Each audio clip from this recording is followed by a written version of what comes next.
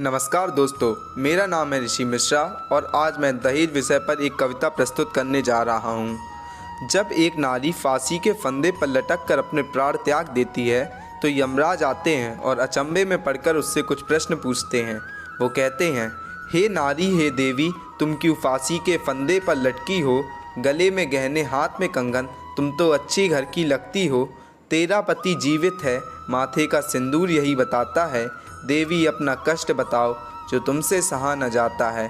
अब मृत लड़की यमराज को अपने शुरुआती दिनों के बारे में बताती है। इकलौती थी घर में मैं, पापा की राजकुमारी थी। कितना भी मैं गुस्सा कर लूँ, उनको प्राणों से प्यारी थी। आस पास के गांवों में वे मुझे घुमाया करते थे। लक्ष्मीबाई की गाथा वे मुझे सुनाया करते थे। मेरी हर इच्छा को वो पूर्ण हमेशा करते थे। मेरी हर तकलीफ़ों को वो दूर हमेशा करते थे। रात होने पर भी जब नींद मुझे ना आती थी, हाथ फेर के माँ लोरी सुनाया करती थी। खुद पसीने से लथपथ होके वो मुझे संवारा करती थी। छोटी छोटी बातों पर वो प्यार जताया करती थी। अब यमराज उससे पूछते हैं, तुम तो घर का दीपक थी, किसने तुमको श्राप दिया? अपनी मृत्यु से पहले ही क्यों तुमने प्राणों को त्याग दिया? अब वह लड़की आगे बताती है, मेरे युवती होने पर पापा चिंता में अक्सर रहते थे। राजकुमार मैं ढूंढूंगा, वो अक्सर मुझसे कहते थे। शायद कुछ वर्षों में उनका सपना साकार हुआ।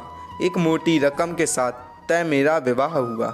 नम आँखों के साथ माँ बापू ने मेरा कन्यादान किया। जीवन भर की पूंजी देके उन्होंने बेटी को अनजाने घर के नाम किया। आँखों में लेके अश्रु समधी से उनका कहना था, जिसको आप बहू समझते वो मेरे घर का गहना था। छोड़ के बाबुल की गलियां मैं अंधकार में जाने वाली थी। पापा की राजकुमारी एक जंग हारने वाली थी। वो सास ससुर जो मुझको बेटी कहते थे, अब वो मेरी खुशियों से अक्सर खेला करते थे। भूल कर हर बातों को मैं सेवा उनकी करती थी। पर सच कहूँ तो मैं पागल अंदर ही अंदर घुटती थी। एक एक करके उन्होंने मेरे सारे गहनों को बेच दिया, पर सबकी खुशियों के खातिर मैंने इसको भी झेल लिया। सोचा था मैंने कि मेरे पति उन्हें समझाएंगे, नहीं पता था मुझको कि वो मुझ पे ही चिल्लाएंगे। वो प्यार जताया करते थे, उन्होंने रंग दिखाना शुरू किया। मैं चाहे कुछ भी कर लूँ, उन्होंने मुझे सताना शुरू किया। मेरे पापा से वो पैसों की मांगे करते रहते थे।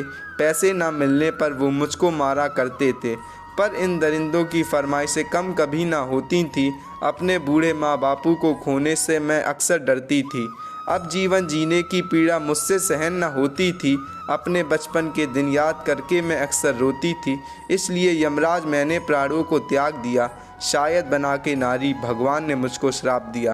अंत में कुछ पंक्तियों के साथ मैं अपनी बात पूरी करता हूँ। सब खबर होने पर भी क्यों बेखबर होती हैं बेटियाँ?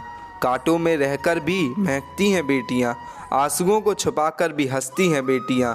और लोग कहते हैं कभी रोती ही नहीं हैं बेटियाँ। जय हिंद, जय भारत, वंदे मातरम।